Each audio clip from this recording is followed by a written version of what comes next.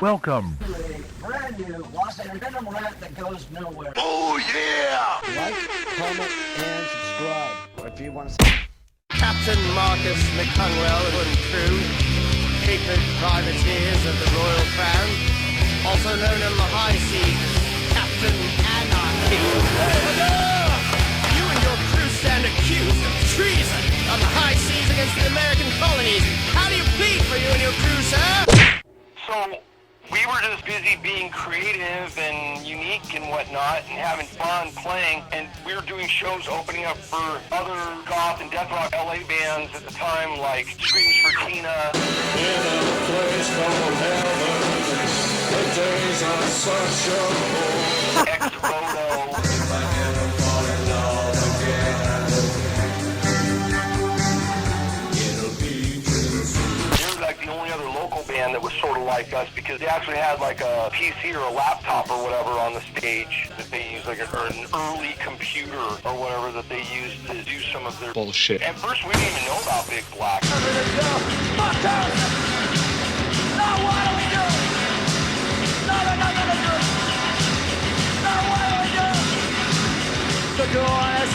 also put on our own clubs. We played with like Death Ride 69.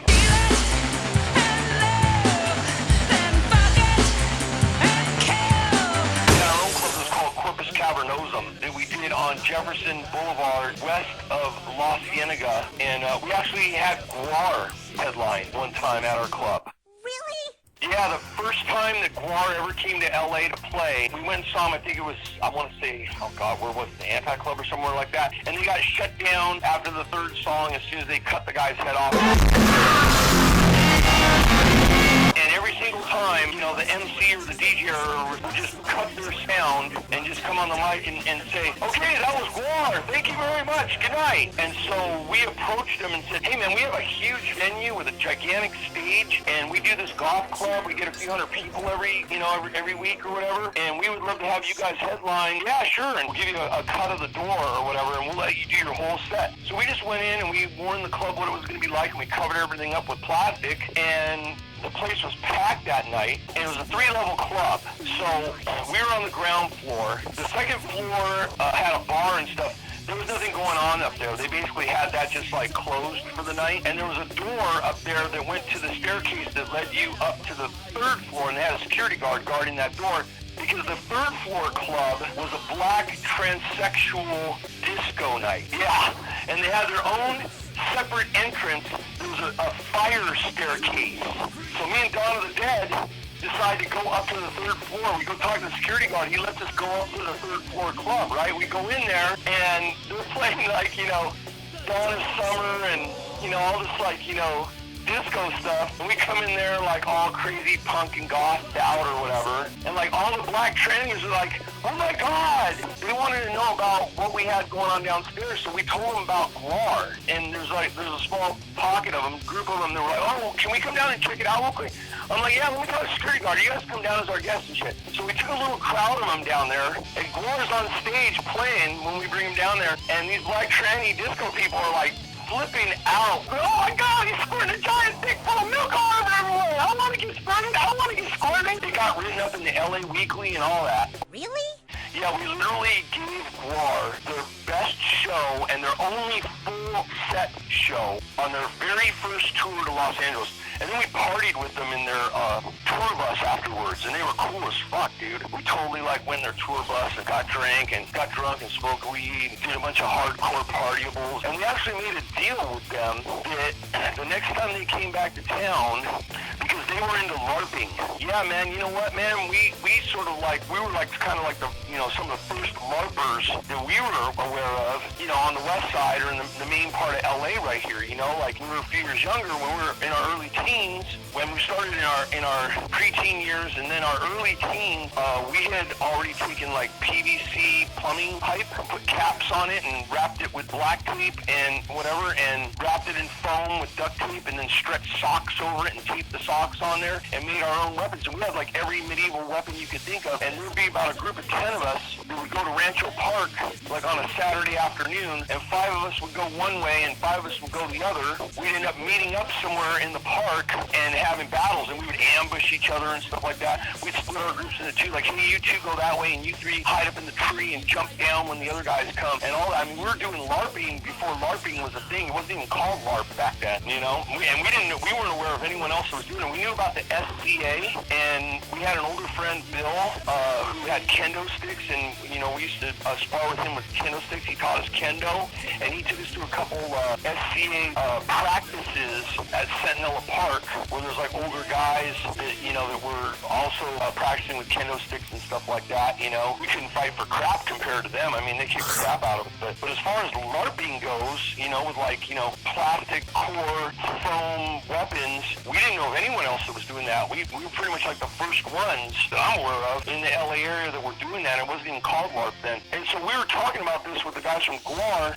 after the show in the parking lot in their tour bus, and we made a deal with them, which was the next time you guys come back to LA, we'll book a show for you at our club again. But before the show date, we want to go to the park and have a LARP battle, us against you guys.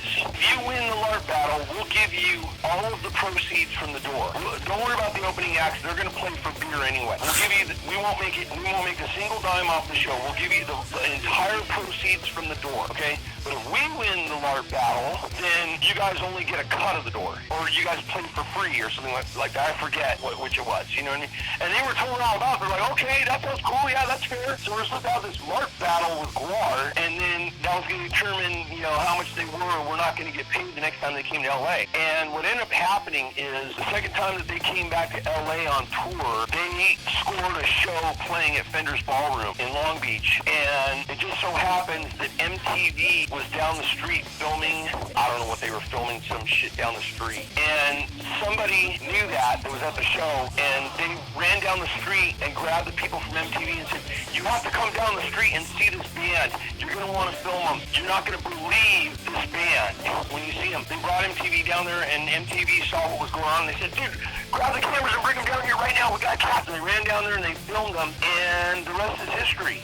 Gwar ended up becoming an overnight sensation, got a record deal, was on TV, blah, blah, blah, blah, blah, and they didn't end up playing at our club. However, one of the guys was dating, I want to say it was Jude LaBelle from Bulimia Banquet, and he came, because we also did a Corpus Cavernosum cable TV show on public access, Long Beach, but we also took it around to all of the other public access stations all over LA and Orange County and stuff. You know, we circulated the tapes around. We syndicated our show all over, you know, LA and Orange County and San Fernando Valley and whatnot. But we filmed it in Long Beach, and it would always mirror on that station. And we had her band on there, and she, I think, was dating one of the guys, like one of the guitar players or something from Gwar. And he showed up for the filming, you know, and she was like, oh, this is my boyfriend. He's in Gwar. And we're like, oh, wait, dude, you're in Gwar. Remember us, man?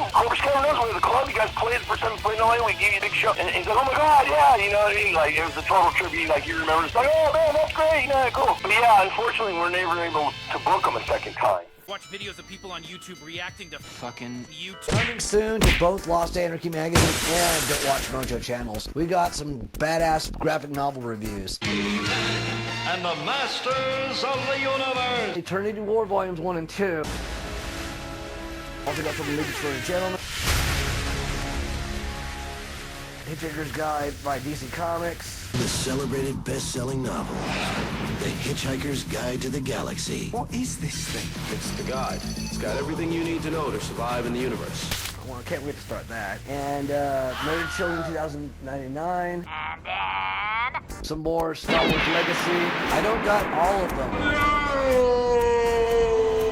I'll have that collection real soon. Patience, Viceroy, patience. Now officially uncanon. And of course we got Grendel. Yeah, we got a few more of those. And then... Scud, Disposal Assassin, the whole shebang, which is big, giant Bible size. It's huge. Stay tuned and be on the lookout for Lost Anarchy magazine issue number 19, out June 16th, all over basically LA and some other places. And shout out to our patrons, Count Morivond, my homie from the Rainbow. I'm not gonna say what he does, but this guy is badass. Check out his channel. He does a lot of stuff on satanic poetry and other satanic Bible studies. And also a shout out to one of our other newer patrons, Janitor Jake. I've been a fan of his for years, and Talk about nostalgia, huh? And of course, shout out to our usual patrons, Ryan Zacher and the Fly Attractor. Because we're living in a pandemic. Check out our Patreon, and linked in the description as you can tell, and support our cause. We don't get paid for this shit.